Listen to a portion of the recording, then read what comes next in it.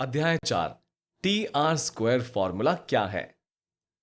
क्या है T R square formula अर्थात टी आर स्क्वायर फॉर्मूला क्या है।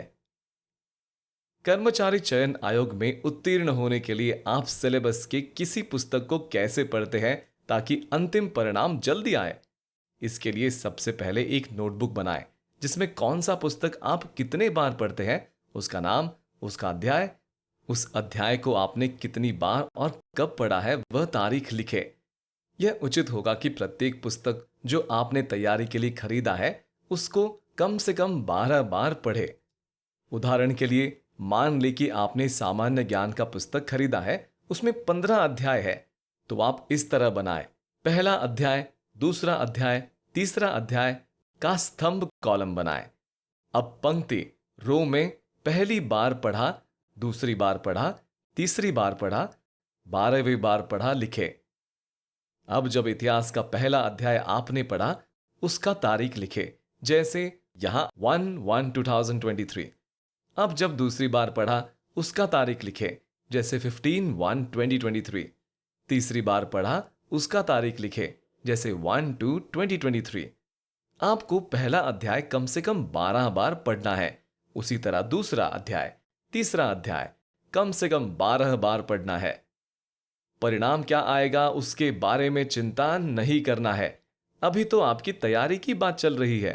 आपका 100% तैयारी स्तर का आधार स्तंभ तैयार होना है। इस तरह आपने पहला अध्याय 1 जनवरी को पढ़ा, उसी अध्याय को आपने दूसरी बार 15 जनवरी को पढ़ा, तीसरी बार 1 फरवरी को पढ़ा, 11वीं बार 1 जून को पढ़ा, 12वीं बार अपने 1 जुलाई 2023 को पढ़ा। इस तरह से पहले अध्याय को 12 बार पढ़ा और यह एक लिखित सबूत आपके नोटबुक में दर्ज है। यह निश्चित है, अगर कोई देखना चाहे तो आप दिखा सकते हैं। यह स्वयं के आत्म आश्वासन के लिए एक बंधन है। जब भी आपने उस अध्याय को पढ़ा आपने उसमें तारीख लिखा। इस तरह से तैयारी करें।